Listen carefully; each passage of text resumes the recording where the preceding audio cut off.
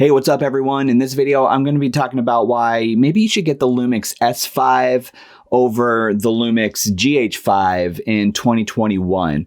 Both are fantastic video-rich, video-centric cameras, but is the Lumix S5 a better option in 2021? If you're new here, my name is Caleb and I've been doing freelance video production since 2012, but this channel is to help you make your own videos, whether you just started or you've been making them for a while, whether you use the GH5, the S5, or any other camera. If that's something you're interested in, make sure you hit that subscribe button. Now, I've been able to spend a little bit of time with the Lumix S5 over the past couple weeks, and these are just a few reasons why you may or may not want to get the Lumix S5 over the Lumix GH5 this year if you're thinking about adding to your camera collection or maybe updating your camera collection, whatever the case may be.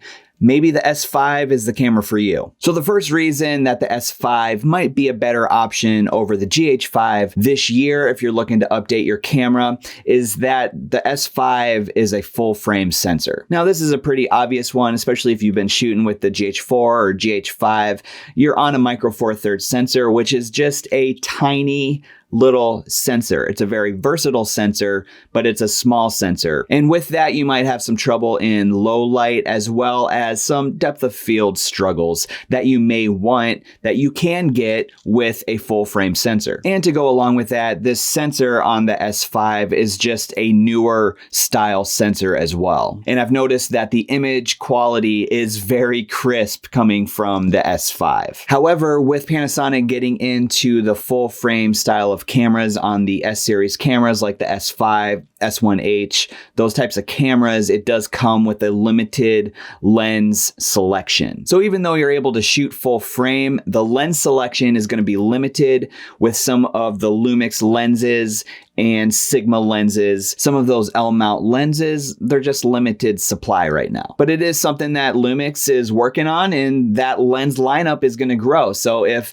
you want to invest in a full frame camera like the S5 or S1H, you know that lens selection is going to grow even though it's limited right now. So maybe now is the time to get into it. Another reason you might want to consider the S5 over the GH5 this year is that the S5 has internal 4K 60 10-bit recording. However, that is a 420 10-bit, but still to have the option of 10-bit recording 4K 60 10-bit recording in the S5 is a great feature to have. If you were to shoot that on the GH5, you would need to HDMI out, record to like an Atomos Ninja 5, something along those lines, some external recorder to get that 4K 60 10-bit. One of the nice things though about doing that with the GH5 and that external recorder is that you would be able to record in like a ProRes format. So with the S5, that 4K 60 10-bit is first of all 420, but it's also going to be the regular record format. And sometimes those files are just a little bit beefier and a little bit harder to work with in your editor. So if you're somebody who likes to shoot in 60 frames per second, take your footage, slow it down,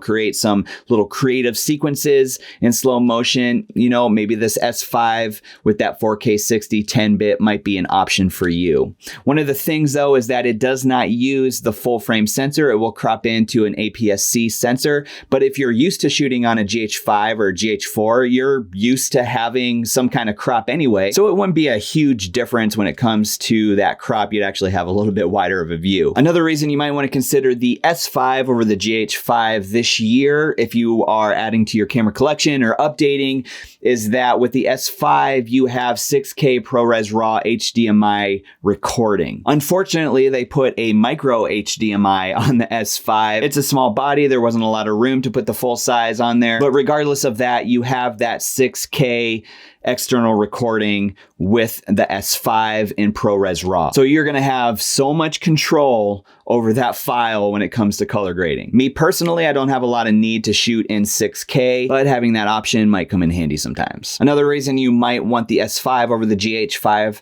this year is that you have the full log profile on the S5 and it's already installed. You don't have to purchase it separately. Imagine that, having the log profile already on the camera where you don't have to order this code and then upload it to your GH5. The log profile is already on the S5, and it's a full log profile, not a light log profile like on the GH5. So if you are somebody that likes to shoot in that flat profile of Vlog, this might be the best option for you right now, where you'll have a lot of control over that color grade. And then you combine that with the 6K ProRes RAW, you have a great cinema style camera with the S5. So those are just a few reasons you might want to consider the S5 over the GH5 if you're adding to your collection or possibly updating whatever camera collection you have. These might be a few reasons why the S5 might be a better option than the GH5, let alone the GH5 being 4 to 5 years old already. Well, that's really all I have for this video. If there's anything that you want to add to this list of S5 versus GH5 and why you should possibly get one or the other this year, let me know down in the comments. I'd love to get a conversation started. If you have time, it'd be awesome if you stick around, watch one of these videos that's popping up on your screen right here. Thanks so much for watching, and I'll catch you in the next video.